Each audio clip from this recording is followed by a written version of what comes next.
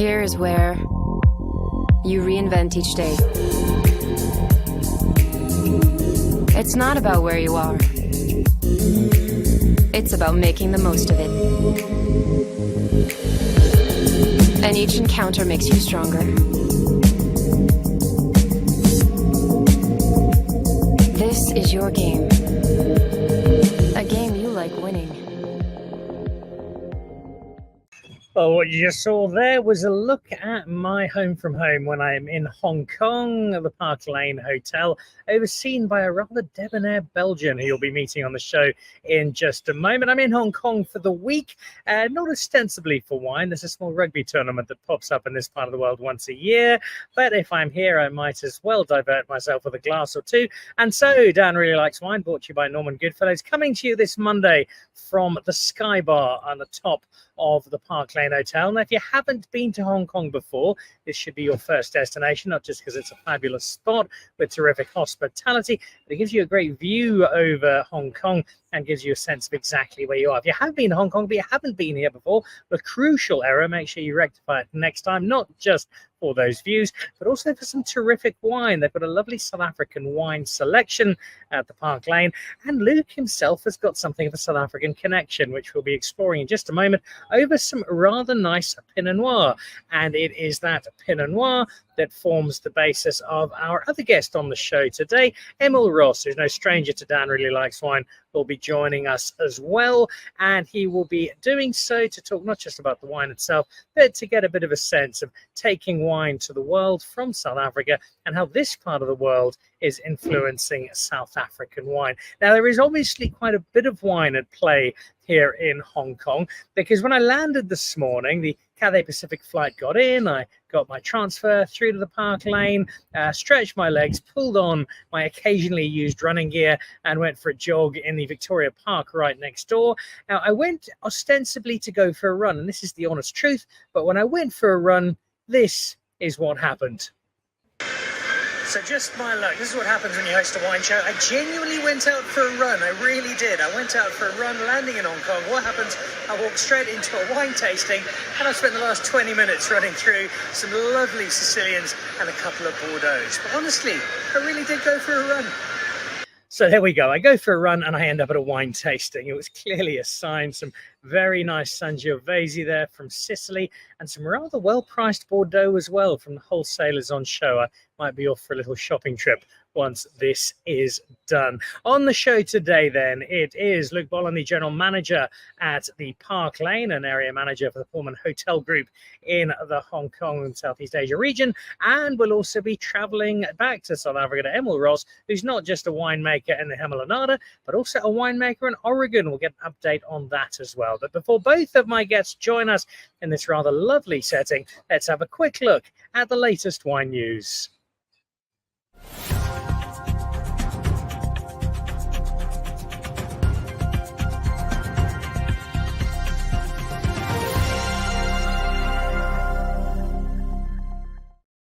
Coming up, the Johannesburg Cup Classique Champagne and Bubbles Festival. This is Darielle Robertson at her flamboyant best. 17th of May, the Friday evening. I really like this because if you're in Johannesburg, you tend to knock off work at about 10 to 6 on a Friday. If, of course, you're watching this in Cape Town, you finished working at lunchtime on a Wednesday, which is slightly different. And then Saturday, you've got that full day to kick back.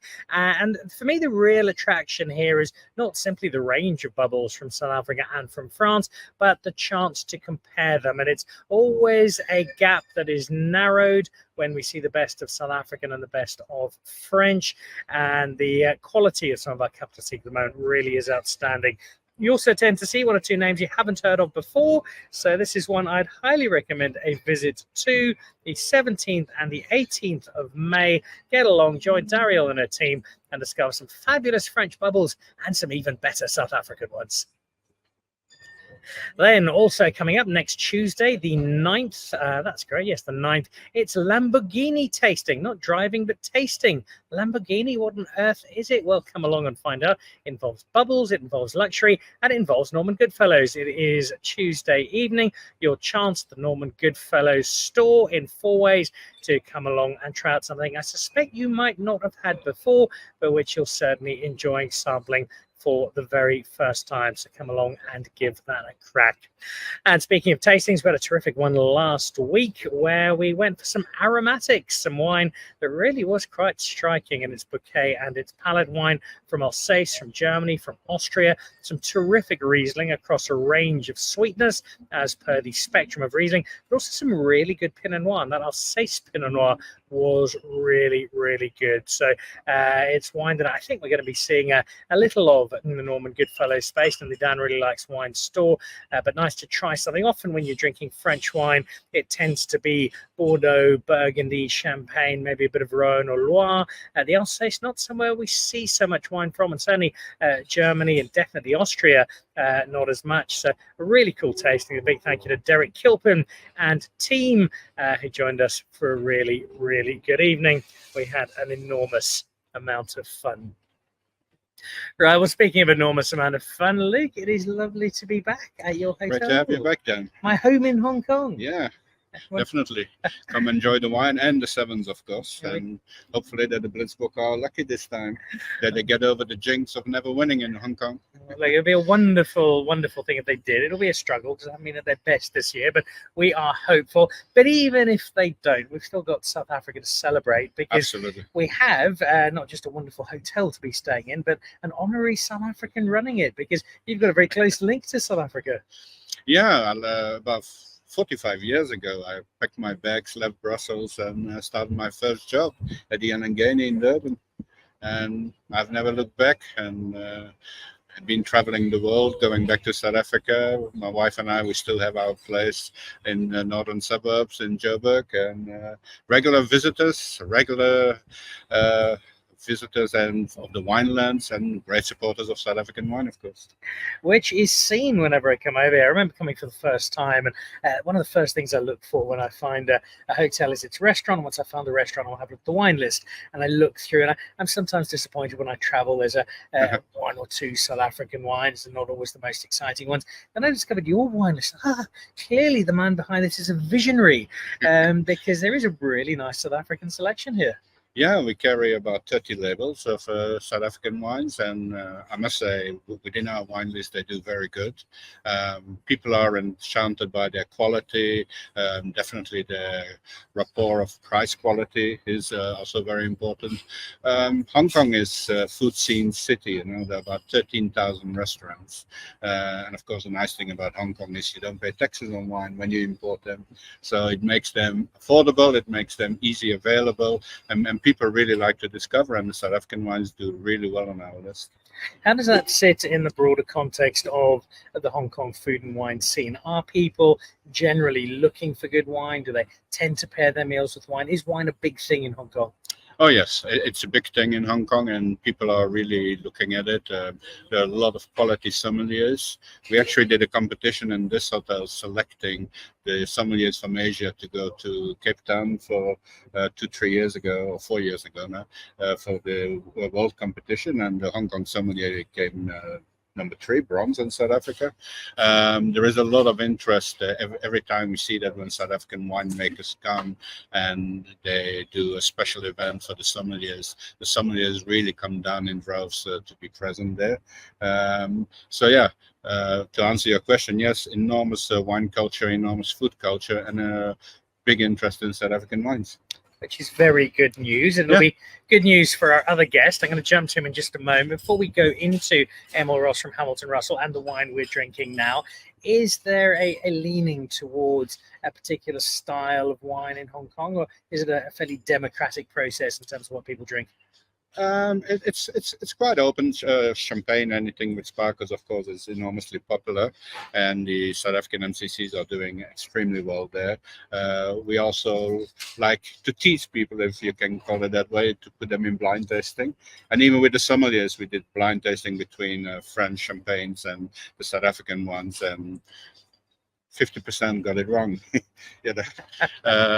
So which is a good thing. It talks for the quality. You were mentioning it before. The quality of the South African MCCs is definitely amazing, and they can stand their man against any champagne, you know.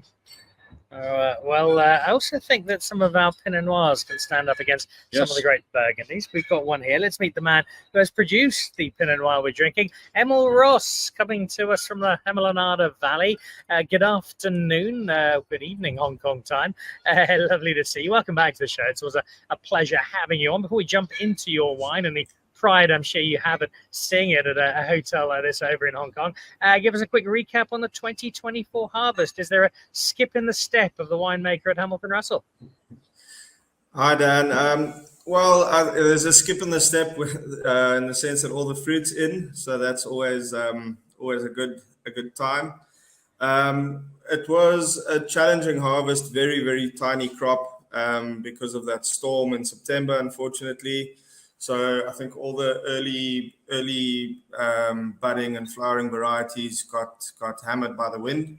But what's in the cellar is looking decent. It wasn't easy, but the wines are looking much better than I thought. Pretty much, Pinots are finishing off mallow, Chardonnays are done. We're just giving them a light batonnage every couple of weeks. So all the major risk is done. It's in the cellar now. So a good time of the year for us. All right, well, time to kick your feet up before your next harvest begins, because you're one of those super busy winemakers who does 11-month holiday. Well, we'll talk about that second one in a moment. Let's introduce the wine before I get Luke's thoughts on it. Just from a smile on face point of view, as a winemaker, does it still give you a thrill when somebody like me gives you a shout and says, "Hey, Emil, I've got your 2018 Pinot Noirs I do here, and I'm drinking it on the rooftop of a top hotel in Hong Kong"? Is there still a buzz for you as a winemaker that your wine goes out to places like this around the world? I mean, for me, that's what it's all about. It's lovely to see the wines in fine establishments and to have them enjoyed by people that go to those sort of places. I find a lot more joy in that than many other lots of wine competitions and things. I think it's fantastic to see the wine travel the world and on good wine lists all over the world. That's for me the pinnacle of it all. Before I dial down into Hong Kong specifically, you've got your work cut out for you here, because if you ever see Luke on Facebook, you'll know there's not a restaurant or wine list in Hong Kong he doesn't know personally. He's an expert gourmand. So we're going to get his hopefully 5-star review in a moment. Tell me about this one, though, the 2018 Pinot Noir. Kudos to the team here at Sky Bar, because they've got the temperature perfect. They've just taken the sting out of the heat, and it's offsetting a fairly warm and humid afternoon here in Hong Kong. What was 2018 for you like as a wine, and where do you feel it's finding itself now 6 years later? I quite like that 18 Pinot. It was quite a sort of warm vintage. It was in the middle of that drought, which didn't affect us as much in the Hamiltonada, but it was in those tricky years, if you want to call it that. 18 was a particularly small crop as well, but with very nice concentration. So I absolutely love the Chardonnay from that vintage, and the Pinot. I showed last year in Germany at a Masters of Wine Symposium, and I think it's a great example of Hamilton Russell Pinot. Let's see if the Belgian High Commissioner of Food and Wine agrees. For me, the reason I love drinking this wine now, as I say, it's a slightly warmer, slightly more humid day. A big, heavy Bordeaux style probably wouldn't be ideal for now, but this slightly chilled, light and elegant wine, it's doing the job for me. What's it saying for you? Oh, absolutely, it's a wonderful wine, and going from the aroma to the taste, that richness of blackcurrant, blackberries is really there. It has such a soft tannin on it. It drinks so easily. It's, if you put it next to the best Burgundies, it stands its value. It's a fantastic wine, a long after drink in it. It's amazing, and as you say, slightly chilled on a beautiful afternoon here in Hong Kong. Perfect. Well, cheers to that. Cheers to and, that. to the Cheers. chance to enjoy it. And Emil, you've done yourself proud with this. In terms of introducing wine to people who are coming through the hotel, maybe locals are coming here for a drink and coming here for something to eat, how easy, how hard to sell this South African wine?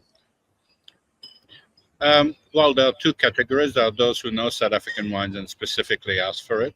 And then we find that the Pinot Noir, the Red Cape blends, the Chenin Blanc, the Chardonnay are probably, apart from the MCC, probably the most popular ones in demand. And the nice thing about Hong Kong people or people coming here to taste is that they want to discover. So a lot of them take wine pairings, and within the wine pairings, we do a healthy mix of global wines and also wine by the glass, because South African wine is really great value. So it's quite easy to sell it by the glass. They become very popular. So through the glass, to the wine pairings, and those who know it, of course, it works very well. I often tell the story of people who come around to my home for dinner, and at the end of the meal, I give them some dessert wine. I hate the term sweet wine because it's so much more than just sweet. And there's often a reluctance with the first glass, and then 20 minutes later, the bottle is finished. I suspect there might be something similar where people have South African wine, maybe, and then once they've had some, it's pretty hard to get them to stop. Oh, absolutely. And if you talk about the dessert wines, the Vin de Constance sells really well here. We promote it a lot. It can stand this value against the IKEM and all that, and it really drinks well. It drinks beautifully, and we also have different vintages. So especially with the Vin de Constance, comparing those vintages is quite interesting. Well, let's get back to Emil and find out about this Hong Kong market. Emil, you do send wine around the world, because I've been happily drinking Hamilton Russell in pretty much every continent I've been to. I find it somewhere along the way. Hong Kong and by extension China, Southeast Asia, how important is that a market for you, and is it one that's growing? I haven't had the privilege of visiting the market myself, but I know Anthony goes reasonably often. It's one of the important markets. We are exporting to, I think, 68 or 69 different countries at the moment, so it's quite a diverse spread. But Hong Kong, absolutely. I think it plays into the diversity of food there, fine restaurants, as you've mentioned, and people are adventurous and not afraid of buying quality wines and trying something new. So it's absolutely an important market for us. And talking about buying up, I think that's a really important aspect of South African wine and how we're trying to sell it. When I was going through duty free yesterday out of Johannesburg, there was a selection of fine wine. There was stuff going close on 10,000 rand a bottle, looking at some top Villa Fonte, some older Canon Cop, some Elysium from Holden Mance, wines away in the upper thousands, depending on which one you were selecting. Now, not that long ago, you'd probably concur, having spent enough time in South Africa, you'd never have put those sorts of prices to South African wine. We would have been almost embarrassed by it. And yet I think it's so important, Emil, that people like yourself, knowing you're making, as Luke says, wine that stands up to the best of international here, that you're not afraid to say to international markets, well, here we go. We used to sell you a story about South African wine being this great value for money, and it still is, but there's also a big chunk of South African wine in the premium space where we can not just ask for these prices, we can demand them. We can say our wine is good enough to be selling at these prices and to sit with the best in the world. Yes, I think, still, if you compare us to Burgundy, is always going to outprice us, and many other sort of European and American and regions. I think we'd be silly not to. If our quality's up there with the best, why aren't we upping the prices a bit? Quite often, I think a lot of these people push the prices because the wines become so popular and they can't necessarily just grow within 2 or 3 years, just triple their production. So price does creep up sometimes. But I think we don't have to. I think we were very. I don't know if it's overly humble or shy or whatever, but you know, we've been making excellent wine in South Africa for many years. It would be very sad if we didn't try and catch up with some of the, you know, regions of the world price wise, and I think still the value for money thing will stay there for many years to come. It doesn't have to mean that our wines are cheap to achieve that. I think they are so good that we can demand a bit of a price and have fantastic value for money. And by extension, I know we've had this conversation before, Emil, about no longer trying to place Hemelanada in the context of Burgundy and trying to aspire to it, but judging Hemelanada wines, South African wines that are Burgundian style on their own terms. How much closer are we to that? How much more comfortable are you going? Yeah, you know what? We no longer have to say this is Little Burgundy. Yeah, these are South African Chardonnays. These are South African Pinot Noirs, and we're drinking them on our own terms. I think we're immensely proud of what we do, and you know, the Hemelanada has definitely gotten a lot of international recognition. People actually know where it is and what it's about. So no, we don't have to compare ourselves to Burgundy the whole time, but we still sort of do. I think stylistically, a lot of people in blind tastings and things mistake us for Burgundy. Not long ago, I was at a tasting at a friend up the road, and he opened a few blind examples, and I was convinced that half of the 4 Chardonnays we had, I was convinced they were Burgundies, and they were not. They were Hemelanada wines. So there's always, people like comparisons. They like to, it makes them feel more at ease with what they're dealing with. And I think it's also important to remember that the Hemelanada is about the size of Manhattan Island, the whole place, and the vineyard plantings would be slightly bigger than Central Park. If you put that's quite a easy comparison to make. And I mean, we're tiny. It's a very small part of the wine world that's going across the whole world. So we need to be able to pull people in and say, hey, look at this. This is similar to that, or this is sort of the style you can expect. So I think there will always be some degree of comparison, but we are very proud of what we've achieved and what we've become as the Hemelanada. Which reflects very well on Burgundy. There was lots of nodding and smiling there during that conversation. Yeah. I know that Pinot Noir and Chardonnay form part of the wines that you do enjoy yourself. I've seen the occasional post. Emil and I, we're maybe a little bit biased because we love South Africa so much. From a slightly more independent perspective, what do you see here on that comparison?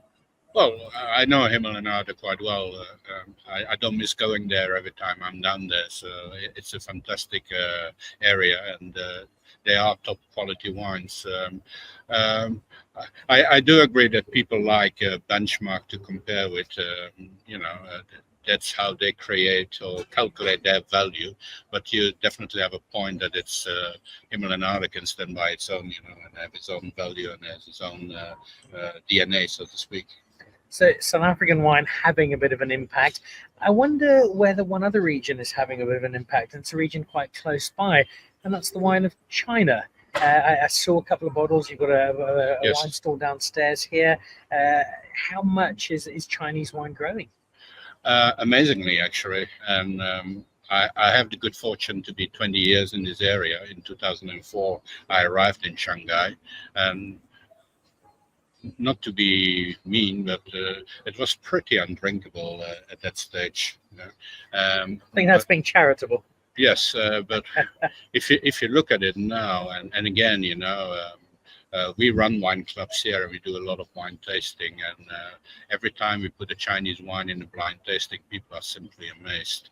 Of course, China always has put a load of money in the development. They brought winemakers from all over the world. They bought the knowledge, and of course the terroir is also fantastic in the north of China. So if you compare it in 20 years, they have moved with bounds and leaps, definitely. Where does that then see the horizon? If you're somebody like Emil who's making wine and sending it out to Hong Kong, to Southeast Asia. Should you be worried that Chinese wine is going to eat into that potential market? No, I don't think so, because it's also one of the fastest growing, markets in the world. 1.4 billion people, and more every year start being interested in wine and in the culture of wine. So there is space for everybody. There's opportunity for everybody. So I wouldn't be worried. Well, I think we might need to try some Chinese wine this week while I'm here, because I'm quite interested Absolutely. to see what emerges. Absolutely. You will be pleasantly surprised too. And compared to 20 years ago, definitely. Big steps forward. All right. Well, you're not the only one who knows wine from different parts of the world, because, Emma, when you're not busy making wine for Hamilton Russell, you're also making some wine over in Oregon. And we've had a few conversations about this in the past. It's a really interesting part of the winemaking world. Just as China is growing and building up its wine, so too, albeit on a slightly smaller scale, is Oregon. And if I'm not mistaken, there are now about 750 producers in a small stretch of America that you also temporarily every year call home? Yes, I'm not sure of the exact figures, but I think it's in excess of 750 different producers within the Willamette. The Willamette is quite a big area, but in the concentrated sort of heart of it, where you get Amity Hills, Dundee, the real sort of top end of the Willamette, I'd say. There's wineries around every corner, and they just seem to be popping up quite a lot. And there's still massive investment from the French, the Italians, people from other wine areas in the world are investing heavily in Oregon. And I think there's just so much potential in the Willamette. It's a very exciting place to be able to learn each year. What's the challenge like for you as a winemaker? I imagine somebody like Luke jumps from country to country. Running a hotel is running a hotel, but every country has its idiosyncrasies and its challenges, and you have to learn to deal with them. What's the wine equivalent when you head over to Oregon? Is it copy and paste from the Hamiltonada, or is there quite a lot you have to learn and discover about a different stretch of terroir and a different way of making wine? There's a lot of similarity, obviously, in cultivar. That it's also a Chardonnay and a Pinot that we produce there. It's usually sort of much more uniform. So in the growing season, it's got its challenges, but the soils are quite uniform, and the teams we work with there are just fantastic. So I basically have to make sure my flight is there in time to give me a week or so to decide when to pick. From a farming point of view, it's always very quality driven. They're not trying to overcrop anything. It's all vineyards that Jackson family use themselves, or farms that they use themselves. We've got vineyards within those farms that we lease. But it's farmed to perfection. A very, very good team there, and it's more an opportunity to learn than trying to do something different. I think Oregon always is an explosion of fruit. It can almost be too fruit forward and sweet. So there's a few things I do differently than to back home. But it's almost a bit easier over there, really. It's there's a lot of good fruit to work with, and a very good cellar team to look after it once I leave. So I guess more similarities than differences, but another chance to make wine in a year, I think, is the biggest. I think that's the best way of summing it up. It's, as winemakers, we get one chance in a year to make wine. So I get to go to Oregon and try something new, or if there's something I want to trial, I can do it there and then bring it back home and do it this side. And did both occasions very successfully, because I've been lucky enough to have wines that you've made from both of those areas, from both the Hamiltonada and from over in Oregon. American wine, does that feature much over here, Luke? It has its place on the menu, so definitely. Um, as I said, there's a very good representation here in Hong Kong, a global representation. Um, I, of course, prefer the South African ones. As you should. as I should, yeah. But they are definitely on the menu, and they're quite strong here as well. Yeah. All right. Well, I'm glad the focus is on South Africa, and I was having a flick through the wine list, and there was some that I would probably expect. Meerless Rubicon is a South African icon. You have that here. Some of the Black Angus from Bosch and Null. Yep. It's a big, strong brute of a wine, but in the very best possible way. But then some stuff that's a little more unusual. Some Peter Volser Black Bottle, some Riesling coming out of Yes. Hartenberg. Who's responsible for this? Is this you stuffing your duty free bag when you come home, or how is this wine coming into the hotel? No, the winemakers have their distributors, and there are a couple of them in Hong Kong which are very well known for their distribution and focusing a lot on South African wines. The distributors are also those who bring in the winemakers, and then we organize dinners and so forth. Actually, this year in October, with Warsaw Wines of South Africa, which has one of their global offices here in Hong Kong, we will do a South African wine week here at the hotel, and then we bring all the producers together. So it's driven by the importers and the distributors. But yeah, again, the variety in the beginning, let's say I'm 11 years here now, the variety in the beginning was much more narrow. And as you say, on the famous one, on the well-recognized ones, but it's really opening up. There's a much better spread now, South African wine. A big wine event coming up for South Africans later on this year. Emil, seems to me you need to be booking your return flight from the Napa Harvest via Hong Kong. I might have to. I'd love to visit. It's on my bucket list of places to visit. So who knows? Hopefully in the near future. And doing so would spread the word both of your own wine and of South African.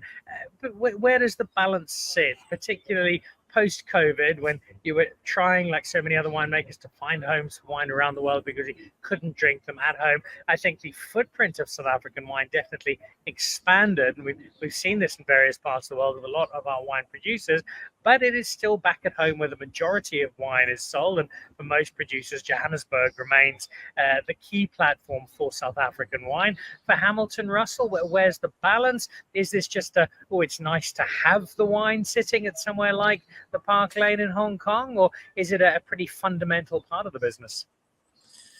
I think it's a fundamental part. We've always had and this is before my time. It's always been Anthony's philosophy to make wines for the world and to get them out there. If you just visit the farm, you'll see that we're not very invested in cellar door sales. We've got a very humble little tasting room run by the wonderful Chantal, who's been doing it for many years. So we definitely enjoy exporting wines and sending them out to the world. But in saying that, we still have probably it's almost 50% is sold locally. Johannesburg and Cape Town being the two big markets locally. And then all sorts of different countries all over. The UK and the US being probably the biggest single markets, and then lots of other wine markets all over the world. Which is really good to hear. And as I said earlier, I love finding a South African wine on a wine list, and I know it's a joy that we share, whether it's South African or whether it's just something we haven't found before. When you discover that glorious bottle of wine, that surprise, that oddity on a wine list, that by the glass special of the wine bar that turns out to be remarkable. As two people who do enjoy their food and wine, it is a very particular joy. Absolutely. And again, you mentioned the wine by the glass. I still think it's absolutely the best way of getting people to know your wine. And these days with all the technology, there's no problem of opening a higher level bottle of wine, not a screw top wine, and serve the wine by the glass. So all the technology is there, all the knowledge is there. So it's the best inroad to get your wine discovered. Speaking of discovery, Emil clearly has a bit of a footprint here, as do a number of other South African winemakers. But I'm sure there are many more who'd like to try and break into the Hong Kong market. From your perspective, what's the key to trying to get your wine noticed in Hong Kong, find yourself a bit of a presence here? It is a challenge. I think we must have about 150 to 200 labels in Hong Kong through different distributors. I think there's a sense of the distributors that there might be a kind of a saturation in distribution, because of course they look at that point of view of distribution, stock, how long the stock lays and that. So yeah, some of the winemakers I visited in South Africa have asked me several times, hey, how do I get into the Hong Kong market and that? And the best way is you come to Hong Kong, you bring your wine, you work with the distributors, you get all the sommeliers together. They're very organized here. There is a federation of sommeliers. They're very dynamic, and once you do that and they get to know you, it's much easier, of course. The distributor, of course, need to have that feeling that he can move your wine successfully. It is business, after all. To us, it's passion. To them, it's business. We'll try and find a middle ground somewhere absolutely. between them. Another key is always the food and wine experience. And before I get your suggestion on the local equivalent, Emil, we're drinking the 2018 Pinot Noir, and it is an absolute joy. In fact, there's a sneaking suspicion we might need a second bottle before the show is done. The Chardonnay is the other half of that Burgundian two-hander that is the signature of Hamilton Russell. If I drop by at Chateau Ross for dinner or an evening braai, what are you serving me that you feel both your Chardonnay and your Pinot Noir is really going to lift these and give them the best possible food companions? You know what? I'm always, and as nice as a very sort of elaborate meal is with all sorts of different flavors, I think Chardonnay and Pinot really they show the best sort of balance between having a delicious meal and really enjoying the wine is the more simple sort of dishes, with Pinot, surprisingly, just a good lamb sort of casserole, bit of green beans, lots of pepper, that sort of thing works incredibly well with the wine. Something that's not too complex or too sweet.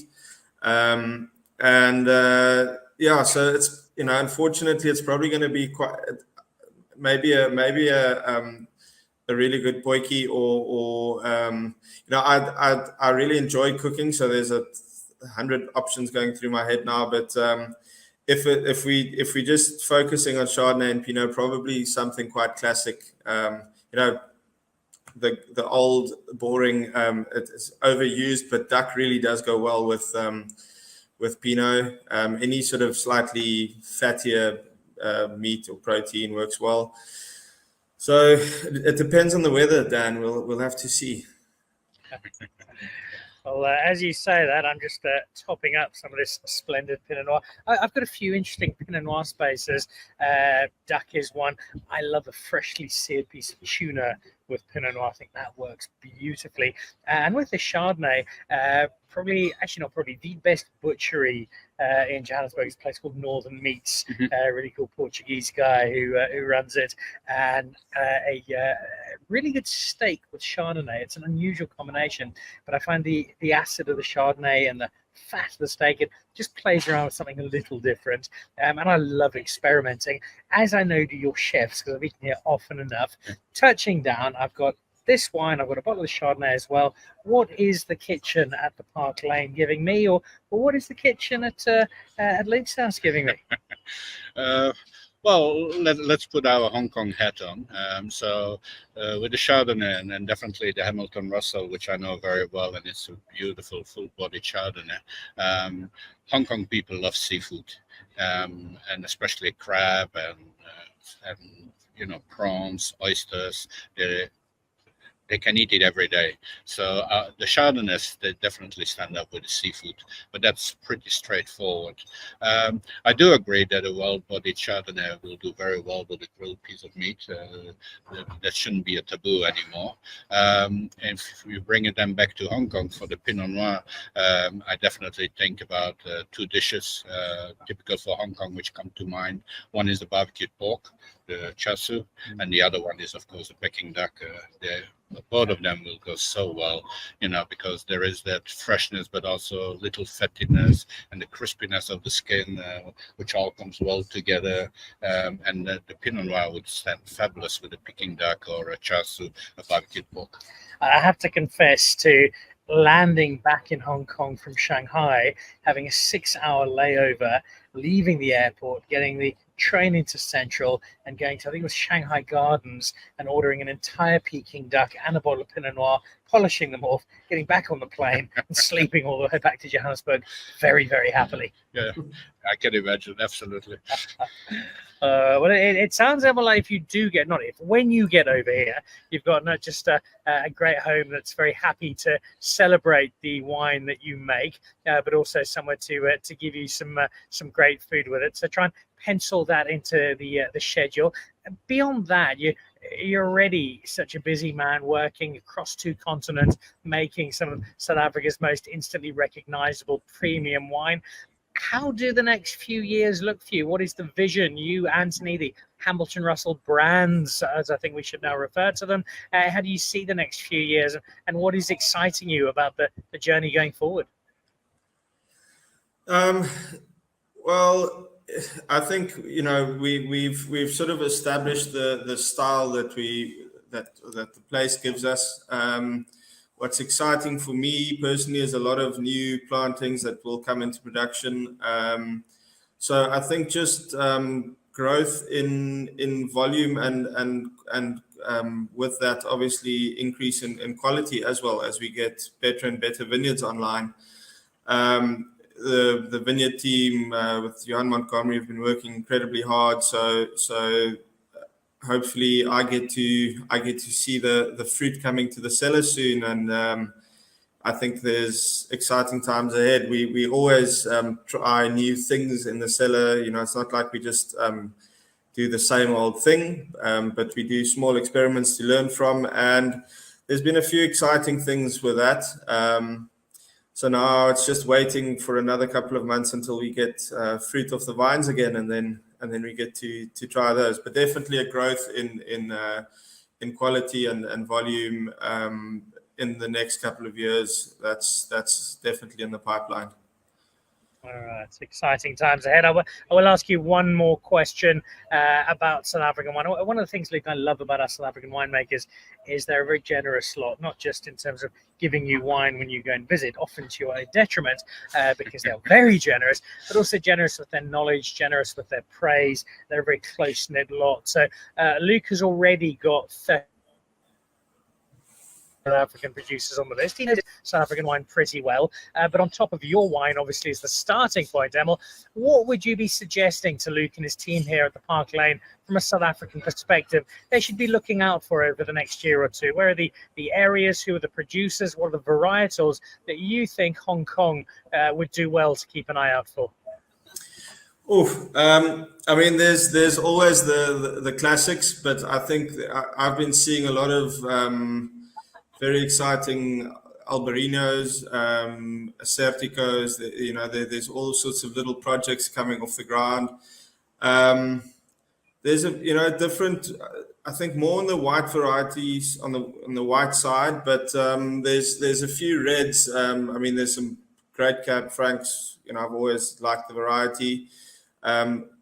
There's been quite a few exciting ones coming out, but then those Mediterranean whites are looking. There's quite a few fun ones coming out of there. I'm not sure in what sort of volumes.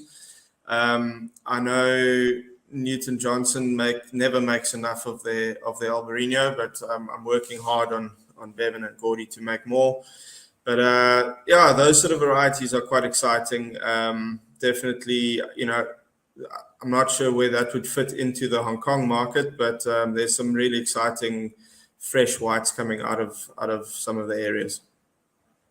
I think what we need to do then, Luke, is we'll send you 300 or 400 different wines, and you can work your way through them over a weekend and see Of what course. catches the palate. Of course. I'm not sure my GP will agree, but Before we wrap up, just give me your sense. You've been in the hotel industry for many years now. A great South African background, which has obviously stood you in good stead. But now 20 years in Southeast Asia this year, you're in Hong Kong, and it's fair to say it's a part of the world that's been in flux over the last few years. It's had some challenges. From a food and wine perspective, how do you see the horizon here in Hong Kong?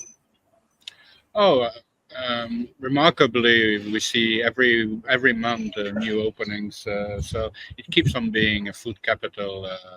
Of course, it had a bump through the COVID time, especially here in China and Hong Kong. It was a prolonged COVID time, nearly 3 years. It is recovering from that. There are some other challenges, like dispute on the nuclear wastewater in Japan for the seafood and so forth. But the market is really recovering, and we see every month at least 20, 25 new exciting concepts opening up. So I think the future is bright and dynamic here. And any more so with South African wine alongside it. Absolutely. Well, I tell you what, now, Emil, you're welcome to join us as well, as and when this happens. But I know you do have a home back in Johannesburg. So when you do return, I will have you round to the Nichols. My wife being Greek, souvla braai. Okay. We'll pair it with some wine, some vintage from Emil, maybe even a bottle of Oregon if we can smuggle one in. I mentioned the Northern Meat Market before. We'll get them to sort us out and do a really special afternoon, possibly leading into an evening with some great South African wine. And I think that'd be a lovely way for us as South Africans to say thank you, because when I come in and I see your wine list, I'm just really proud that somebody has taken the time to discover South African wine, discover wine that's a little off the beaten track in many cases, and give it such a wonderful showcase. Thank you. Oh, thank you for that invite. Really precious. Yeah. In the meantime, we keep on doing what we're doing, and South African wines will always shine on my wine list. Perfect. Well, they're certainly doing that. Emil, I can tell you 18 is drinking beautifully. It pairs delightfully with a Monday afternoon in Hong Kong in the company of Belgian aristocracy. So we shall finish this off. Good luck translating your modest, but I'm sure still beautiful harvest into another terrific vintage as you prepare for your annual pilgrimage over to Oregon. And once I've got the dates for the souvla braai with Luke in Johannesburg, we'll send you the invitation, and hopefully you can join us there as well. Wonderful, will do. And thanks for the support that side. All right. Well, have a great evening. And Luke, thank you very much indeed to you and the team at the Park Lane. It always feels like I'm home when I come here. So thank you for that. Okay. And look forward to many more great glasses together. All right. Cheers. So there we go, from the Park Lane Hotel, Pullman Hotel in Hong Kong, the Sky Bar on the 27th floor, where we've enjoyed some sparkling company, some terrific Pinot Noir, and a great tribute to South African wine doing so well in Southeast Asia. It's a wonderful way to start the week. I've got some rugby sevens to see through the rest of this week, and 1 or 2 more wine adventures. Look out for those, and look out for our next show, premiering on Thursday evening at 5 o'clock. Until then, Luke and I are off to do some research that might involve a little wine, 1 or 2 lobsters, and a bit of Wagyu. It's hard work here in Hong Kong. Have a great evening. This is Dan Really Likes Wine, brought to you by Norman Goodfellows from the Park Lane in Hong Kong. Luke, cheers. Cheers.